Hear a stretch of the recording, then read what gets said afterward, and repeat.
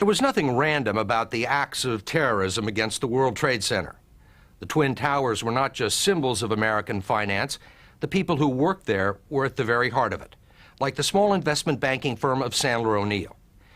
Its headquarters were on the 104th floor of Tower 2, but its roots were in the very heart of America. Its business was providing financial expertise and services to small and medium-sized banks and savings and loans all across the country. They had friends in places like Wayne, New Jersey, Sioux City, Iowa, and Santa Barbara, California. Of Sandler O'Neill's 171 employees, 83 reported for work at the World Trade Center on the morning of September 11th. Only 17 made it out alive. For the people of Sandler O'Neill, continuing their business is every bit as important and symbolic as the act that almost ended it. We were allowed to join them a few days after the disaster in their small midtown office where Sandler O'Neill had first come to regroup, hiring crisis counselors and therapists, searching hospitals, and trying to console and help the families of friends and colleagues who were dead or missing. Hey, Billy. Bill Hickey. How you doing, buddy? Hey, I just wanted to say hello and see if I could do anything for you, buddy. The bankers and brokers and analysts had all worked the phones before, but never in a situation like this. It's going to be hard for all of us, Billy, but man, you got to let me know if there's anything at all I can do for you, man. But they couldn't give people the two things they wanted to hear, good news or hard information. I've already touched base today with Wright, Clark, Edwards, Collins, Wisnowski, and Brett. Okay. Okay? The names and the families went on and on. Partners, assistants, researchers, clerks, rainmakers, and number crunchers. I've made contact today with Doug Ergang's mom, David Rice's, the guy who identified David Rice's body, for Richard Von Feld, yeah. I've spoken to Chris Newton Carter's wife at length. Right. And, I was with Patty Rosen this morning. okay. Were you? Yeah. How's she doing? She helped me more than I helped her. Sandler O'Neill's strongest asset had always been its people and the experience that comes with highly trained employees who understood the company's business and had personal relationships with its customers. But as each day passed, it had become apparent that much of that intellectual and human capital had been depleted. If they're having trouble identifying them, we'll start having the parents go down for the DNA.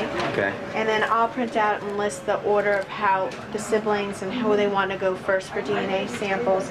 But right now, if we can get people to send stuff over, like with scars, shoe size, blood type, inscriptions of wedding band. As the grim reality set in, the job of resurrecting Sandler O'Neill had fallen on the shoulders of its 44-year-old managing partner, Jimmy Dunn. Well, you know, I'm sad but focused. His company had lost its entire communication system, nearly every piece of paper, a third of its people, not to mention two of his best friends and top executives, senior managing partner Herman Sandler and Chris Quackenbush, the man who ran the investment banking business. It was just incredible that 66 people could be missing, and nothing, just like they were gone. That 21 Sandler. Just 4 days after the attack, the survivors at Sandler O'Neill had already moved into temporary quarters, given to them by Bank of America. Brokerage houses and investment banks, competitors in what had been the cutthroat world of Wall Street finance, offered equipment, people, and services, whatever Sandler O'Neill needed to stay alive.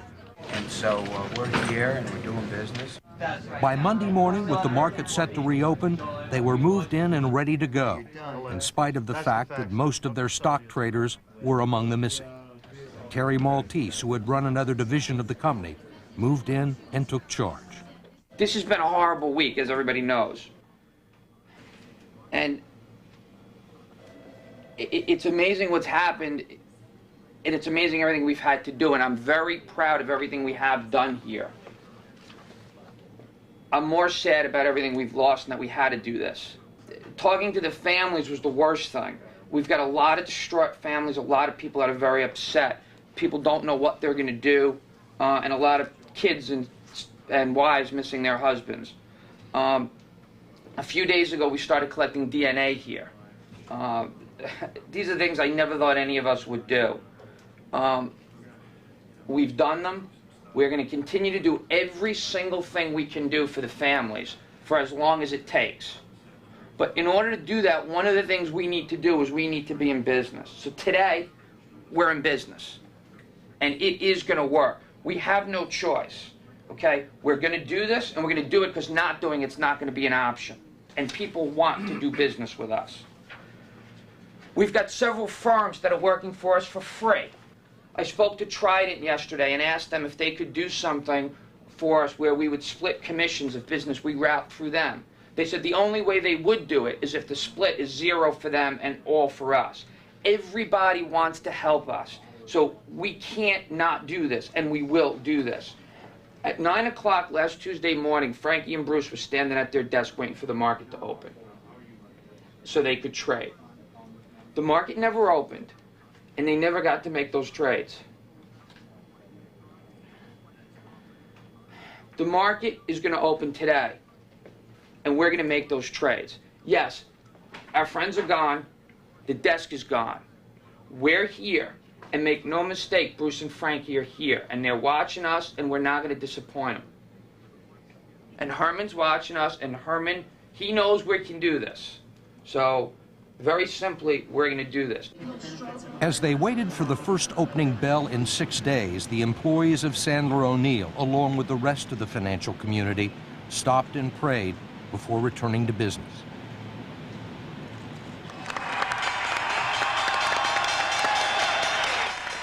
All right, we're open. They quickly discovered that there were lots of things that needed to be worked out. You gotta find out why these phones aren't working. What is with these phones? Guys, pick up all your lines. Press on the red ones and hang them up. We're having... Give me it. Hold on. Ozzy, look, we got a really big problem here. Nobody is on our lines, and they're all lit up. You know what? Mark, you're gonna have to use that. Is that phone good? Yeah, we gotta you rotate. take that phone, and as soon as I'm off this line, that's my phone. We'd love to get an order somehow, some way. The phone crisis was solved within several hours, but that was not the company's biggest problem. There was a rumor afoot on Wall Street mistakenly reported that Sandler O'Neill had suspended operations.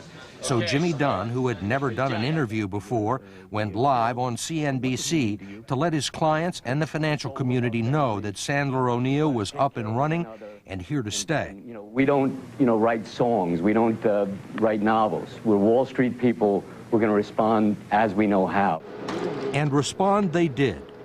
The attack had not only wiped out most of the firm's computer system, the 2 people in the technology support division who would have known how to fix it were among the missing. We have no record of the deals that we've done this year. Who the hell knows Charlie who it's has going it to be? too. But does he have it? Does he have it? I don't know what records. So a group of programmers and software specialists who worked for an old college roommate of Jimmy Dunn's drove all night from Chicago to pitch in and got most of the system up before the markets reopened. But no one from the outside could help the shell-shocked employees of Sandler O'Neill with their grief. The funeral was... I know. Brutal? It was brutal. I talked to his grandmother, and she was reliving all the stories and started crying, Oh, I understand. What are you going to do? We're going to get through it. That's what we're going to do. Across the front of the office, on spreadsheets normally used to report sales and earnings, was a long list of funerals, wakes, and memorial services. And Jimmy Dunn was determined that there would be Sandler O'Neill partners at all of them. Oh, God. My best friend's on Saturday, and a guy that we were in the same summer house with 20 years ago for 6 years is the same day, same time. And then a great friend of mine's that morning, so I'll be both of those, and Herman's is on Monday, so yeah. I will miss him every day for the rest of my life. The services have been heartrending, exhausting, and relentless in their sheer numbers. 2 and 3 a day, well into the month of October. The battered firm has pledged to continue paying the salaries of its lost employees, at least through the end of the year, plus bonuses and family benefits until 2006. A foundation has been set up for long-term assistance. But whatever they do, founding partners Fred Price and Tom O'Neill, the O'Neill and Sandler O'Neill, say it can never be enough. Talk to a father who's lost his second son through this tragedy, a mother who lost her son she adored, who couldn't wait for his career to develop. Right. You know, a wife who just had a baby 2 months ago, who lost her husband.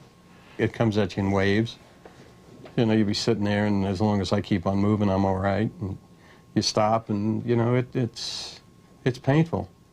But if you say on adrenaline, I mean, I think you always work on adrenaline. I mean, it's part of the business.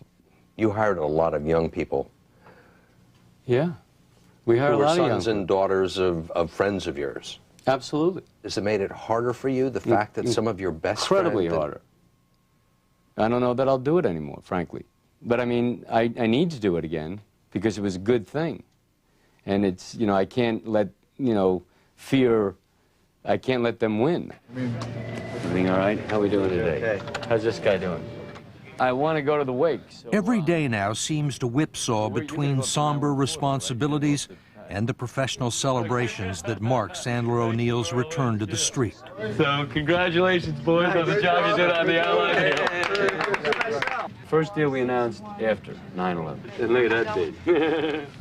All right. Hey, Billy boy. Hey, you see this big man? What's that date? September 18th. What's that company? Sandler O'Neill. Excellent. That's a goddamn pretty thing, isn't it? I'm about to go bid one on 2 blocks of 30-year gold 6.5s right now. They are doing some deals, holding on to their clients, and feeling confident enough to shop for permanent office space, rebuilding a company they built from scratch 13 years ago. We're going to need long-term quarters, and you know, Herman Sandler was a superb real estate guy, and this, you know, would not have been something that I would have known much about or been able to do very good at. But that's changed now. Okay, we have in the firm. We had 170 people. We're gonna be about 100, and we're gonna grow. Okay. Stock's a little better. It's green. Green. I've not seen any of that. Got a couple greens. That's encouraging. If I didn't know, and I just walked in here, I would have thought that you had been in these offices forever. Well, that's, you know, we're like, you know, to me, I feel like we're at war. I mean, they attacked the United States of America. They attacked the capitalistic structure that we flourished under.